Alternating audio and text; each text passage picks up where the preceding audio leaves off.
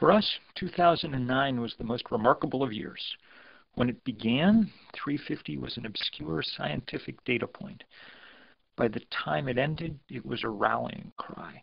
We worked all year in places around the world with incredibly engaged and wonderful partners and allies, building up to October 24th, our Global Day of Action. On that day, really to our surprise, we had 5,200 demonstrations in 181 countries. CNN called it the most widespread day of political action in the planet's history. Foreign Policy magazine called it the largest ever coordinated global rally of any kind.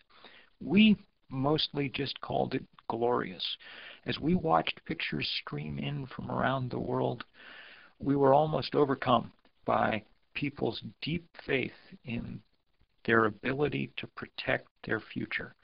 We watched people rally on the steps of the Sydney Opera House, or under the Red Fort in Delhi, or at Ground Zero for Climate in Copenhagen. We saw them around the Dead Sea in the Middle East, in the streets of Addis Ababa or Bujumbura, in the center of Mexico City, in place after place after place. That huge outpouring proved two things to us. One, that people were completely able to deal with the science. In fact, that the science made it easier for them to tell their leaders what needed to be done.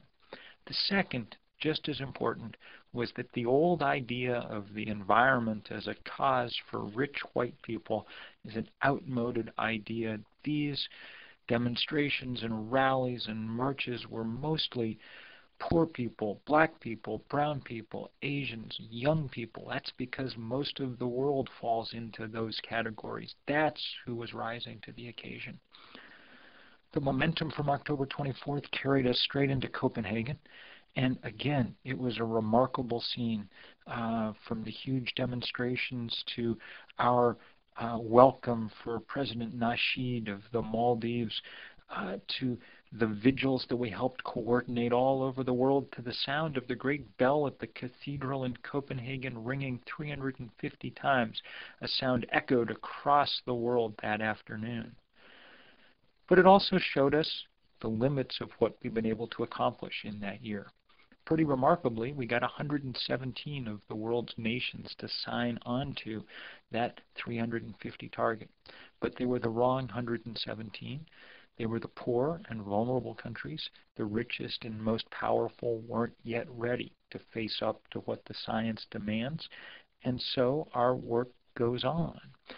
As we begin 2010, we've heard from people all over the globe. We asked for our allies for suggestions, and we got thousands of emails. We've been working hard to put them together into a plan.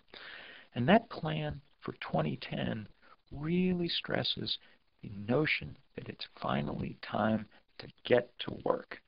We know that this is going to be a marathon, that it will take 80 or 100 years to get the planet back to 350 parts per million. But we also know we've got to start now, that we need a sprint at the beginning to get us headed in the right direction, to stem the tide of carbon into the atmosphere before it gets completely out of hand. Here's what we'll be doing this year. Circle October 10th on your calendar. 10-10-2010. We'll be working with our allies at the UK's 10-10 campaign to put on a global work party. In every corner of the world, people will be putting up solar panels, insulating homes, building local food gardens, doing all the kind of things that we need to do to stave off climate change. Now, we're under no illusion that though there will be thousands of them around the world, that's enough to actually change the amount of carbon in the atmosphere. What we want to do is make a simple point. We're getting to work. Now it's time for our leaders to get to work. We think it's the perfect platform to say, if we can cover the roof of our school with solar panels, then you, Senate, can get down to the work you're supposed to do, writing legislation, passing the laws that will make it possible for every school in this country and in this world to draw its power from the sun. We also I've heard from people all over the world reminding us that important as the small and vulnerable countries are, their voices need to be heard in the biggest and most powerful ones. And we're very, very clear on that. So one of the things that we'll be doing this year is what we're calling the Great Power Race. We'll begin with campuses in the US and China and India in a spirit of friendly competition to see which can produce the most innovative projects to move their campuses and their countries towards some kind of carbon sustainability. It'll be exciting, and it'll play on the motif that already is beginning to be heard, that there's a race on between the US and China and India for supremacy in the world ahead. We want to make that race a friendly one, the kind of competition that builds instead of knocks down. We're looking forward to it immensely. We're also looking forward to working in Washington with allies from across the environmental community, especially all our regional allies across the U.S., to try and get the idea of cap and dividend into the mainstream of American politics. The Cantwell-Collins bill, far from perfect, strikes us and our allies around the world as the most promising architecture we've yet seen for a real possible future for American carbon regulation, and with that, some way to get the world off the dime to allow people everywhere to begin to go to work.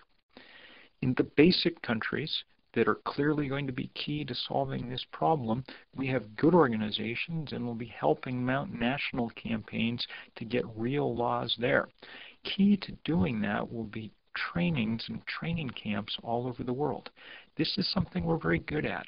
We ran them in Africa, in Central Asia, in the Caribbean, in Southeast Asia last year, and they produced many of the best organizers and organizations around the world. It was exciting. It worked mostly with young people. It left behind remarkable capacity that we're planning to draw on.